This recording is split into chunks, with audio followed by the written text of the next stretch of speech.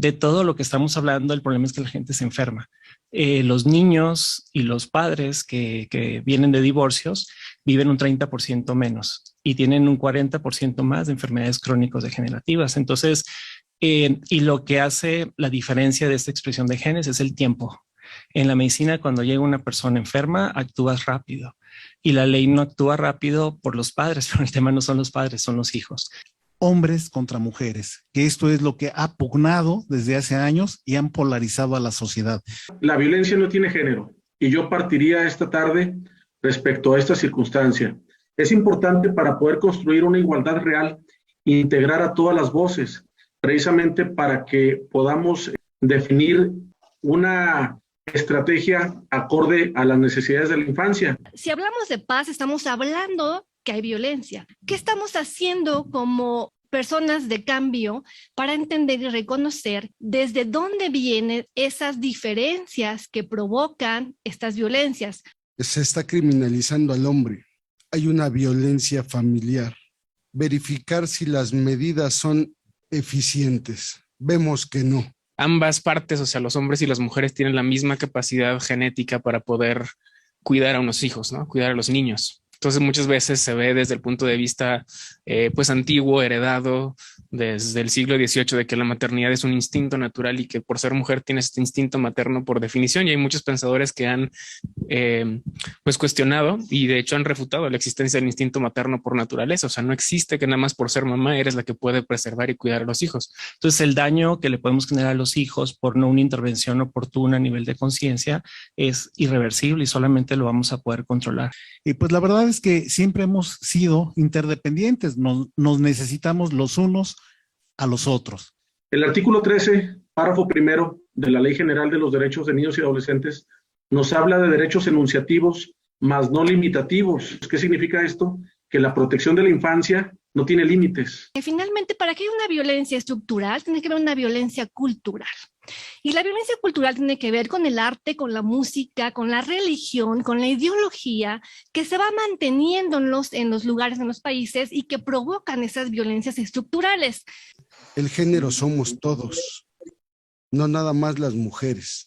También los hombres, también los niños. Creo que incluso desde el 2017 en estadísticas de nosotros se incrementó el número de viviendas donde el papá es padre soltero. Significa que los hombres están saliendo de ese esquema y de ese tabú que nos pusieron de que no somos la mejor forma de cuidar solos.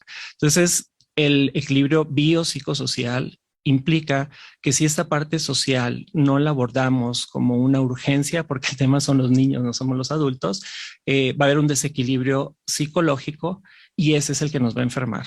Y que hombres y mujeres podamos llegar a puntos de acuerdo y que entendamos que cuando estos puntos de acuerdo van en beneficio de la sociedad, de la misma familia, de los niños, niñas y adolescentes, todos vamos a salir beneficiados porque vamos a dejar una mejor sociedad. Por eso el diálogo lo es todo. Hay que saber identificar que tanto mujeres u hombres tenemos diferentes capacidades, diferentes necesidades y diferentes cualidades para que podamos construir precisamente una igualdad real y no una igualdad a conveniencia.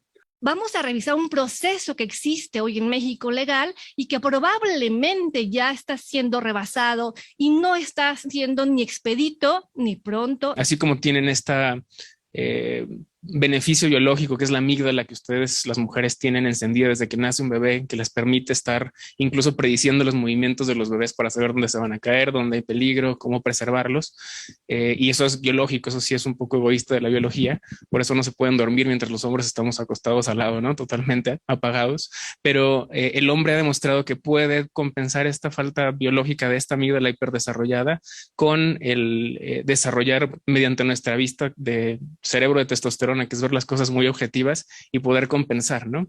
La alta tendencia para tener ansiedad y depresión viene de la madre. Las enfermedades mentales las heredamos principalmente del padre y eso está altamente demostrado. Un tema relevante que también quiero tocar esta tarde es la alienación parental. Es un tema que a nivel nacional o a nivel internacional es una pandemia, ¿eh? Es una pandemia y bajo falsos movimientos pro igualdad vemos que se está tergiversando y sobre todo en perjuicio de la infancia. Haciendo a un lado los géneros y haciendo a un lado a padres o madres, debe de prevalecer la perspectiva de infancia. ¿Qué tanto en esta idea religiosa, donde la mujer todavía sigue siendo santificada, glorificada, pura, virgen, santa, abnegada, qué tanto eso también nos sumamos y lo damos por cierto y genera esa violencia estructural de la que hemos estado escuchando, de esta inseguridad que se vive, de estos abusos entre mujeres y hombres? ¿Qué tanto también estamos dando a ese varón esta responsabilidad de resolver, proteger, proveer? ¿Qué tanto eso está sumando realmente a una cultura de paz, a una cultura de diálogo, a una cultura de respeto y empatía? Si lo que se está proponiendo es que el hombre por naturaleza es violento y la mujer por naturaleza es víctima. De hecho, en los estudios que se han hecho sociológicos de los hijos o niños que han hecho todas estas pues desafortunados eventos en las escuelas en otros países de violencia, de ataques con armas, el enfoque psicológico es que tuvieron padres ausentes. Y sí, la mayoría pues fueron padres que a lo mejor no se quisieron hacer responsables, pero otra vez llama la atención que son en otras ocasiones padres que fueron ausentados a la fuerza de esas familias, ¿no? Es decir, no puedes ver a tu papá porque la mamá es la que se tiene que hacer cuidado de los hijos y derivaron en eso, en actos violentos. La violencia se genera por el desprendimiento y conexión materna al nacer y una falta o presencia del padre entre los 3 a los 5 años. Esto activa los núcleos del miedo que se llama ínsula y amígdala y ese es el origen de la violencia. Y naces violento o no, 30% hay genes que nos hacen nacer así. Y la paternidad o maternidad también, el 30% de la población tiene una baja expresión de genes para ser paternales o maternales. La observación general 10, párrafo 92, nos indica que cualquier autoridad que legisle o que actúe en un procedimiento en el cual interviene un menor debe de ser especializado. Yo les dejo una pregunta esta tarde. Las reformas que estamos viendo, ¿creen ustedes que nuestras autoridades estén especializadas? Poner al centro, precisamente, sobre todo poner al centro el interés superior del menor. En ese tipo de comentarios, al decir es que el hombre siempre sí es el macho, es el agresivo, es el patriarcal, y la mujer siempre es la víctima y históricamente ha sido dañada, nos estamos sumando a una violencia estructural y a una violencia de cultura, que lejos de irnos a la raíz del problema, lejos de trabajar el diálogo, la empatía, la comunidad, el respeto, lo que estamos haciendo es violentar aún más. Hay que llegar siempre a acuerdos.